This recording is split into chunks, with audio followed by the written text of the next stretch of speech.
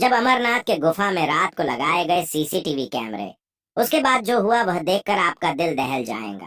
अमरनाथ की गुफा एक ऐसी रहस्यमय जगह है कि आज तक वैज्ञानिक भी इस बात का पता नहीं लगा पाए हैं कि अमरनाथ गुफा में बना बर्फ का शिवलिंग आखिर कैसे संभव है।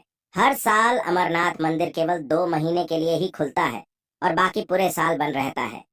अमरनाथ से जुड़ी कई ऐसे रहस्य हैं जिसके बारे में आज तक किसी को मालूम नहीं पड़ीढ़ा है, लेकिन इस बात से नकारा भी नहीं जा सकता है कि जहां स्वयं महादेव का वास हो, वहां चमत्कार होना तो स्वाभाविक है।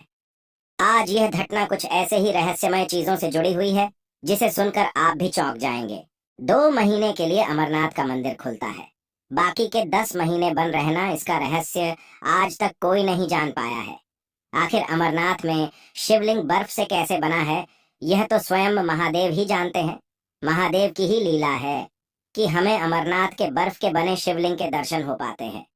अमरनाथ मंदिर का द्वार आखिर 10 महीने के लिए क्यों बंद रहता है और बंद रहने पर भीतर के दृश्य कैसे होते हैं, इन सभी की जानकारी लेने के लिए एक बार एक व्यक्ति बड़ी चतुराई के साथ अमरनाथ की गुफा में सीसीटीवी कैमरा लगा देता है। इस व्यक्ति का नाम महेश और वह जम्मू का मूल निवासी था और चोरी से अमरनाथ गुफा में सीसीटीवी कैमरा लगा दिया था। लेकिन उसे डर भी था कि कहीं किसी ने देख लिया तो बहुत बड़ी आफत आ जाएंगी। मंदिर बंद होने में अभी 3-4 दिन बाकी थे। इन 2 महीने में अमरनाथ में भयंकर भीड़ डहा होती है, क्योंकि भक्त केवल यही 2 महीने यानी कि जुलाई और अगस्त में ही अपने महादेव के दर्शन कर सकते हैं।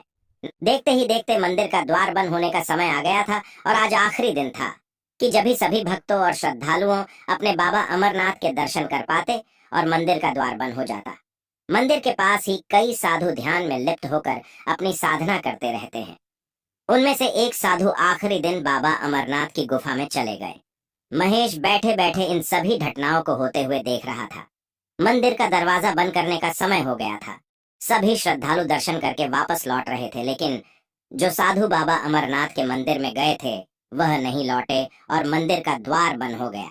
पहले तो महेश ने सोचा जाकर मंदिर के पुजारी से बात कहे, लेकिन वह फिर चुप रह गया, क्योंकि उसके द्वारा सीसीटीवी कैमरा लगाने की बात किसी को पता चल गई तो उसके साथ अनर्थ हो सकता है। इसलिए महेश चुपचाप अमरनाथ गुफा के अंदर होने वाले सभी गतिविधियों को नजर रखा।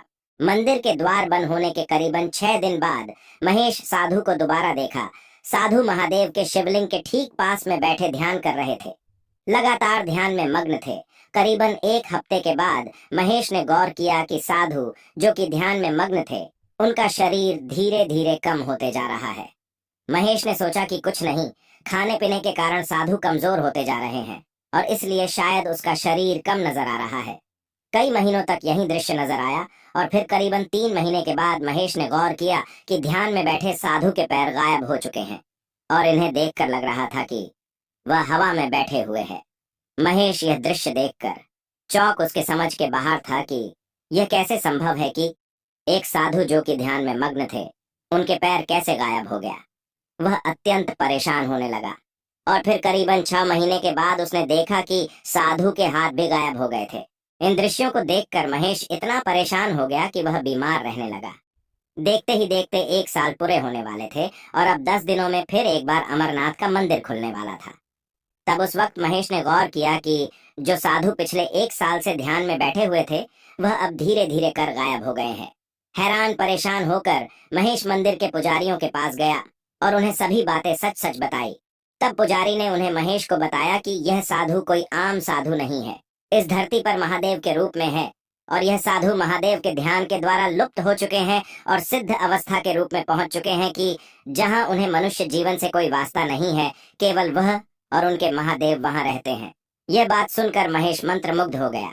उन्हें साक्षात महादेव के दर्शन हुए हैं। भले ही वह दर्शन सीसीटीवी कैमरे के दौरान हुआ हो, लेकिन दर्शन अमूल्य है।